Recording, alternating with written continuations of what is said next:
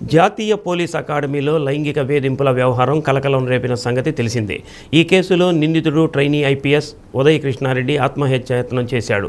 మోతీనగర్లోని బంధువుల ఇంటికి వచ్చిన ఉదయం శానిటైజర్ తాగి ఆత్మహత్యకు ప్రయత్నించాడు. వెంటనే అతడిని బంధువులు ఆసుపత్రికి తరలించారు.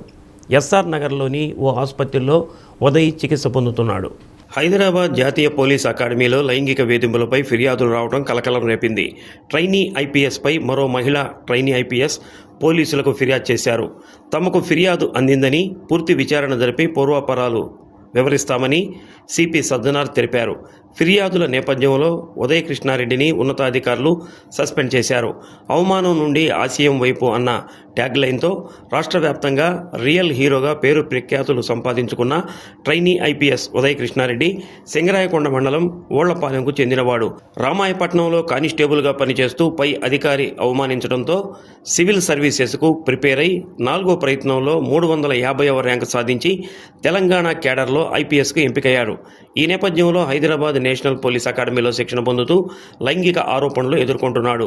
దీనిపై ఇన్స్టాగ్రామ్ వేదికగా ఉదయ్ కృష్ణారెడ్డి స్పందిస్తూ తనపై వచ్చిన ఫిర్యాదులు పూర్తిగా అవాస్తవమని, చట్టంపై పూర్తిగా నమ్మకం ఉందని, న్యాయం తప్పక గెలుస్తుందని అన్నారు.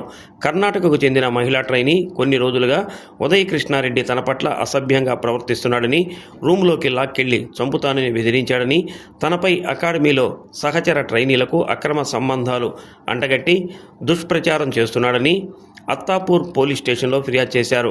ఇదిలా ఉండగా ట్రైనీ ఐపీఎస్ ఉదయ్ కృష్ణారెడ్డి జిల్లాలోని సొంత ఊరు ఓళ్లపాలెంకు వెళ్లినట్టు తెలుస్తుంది.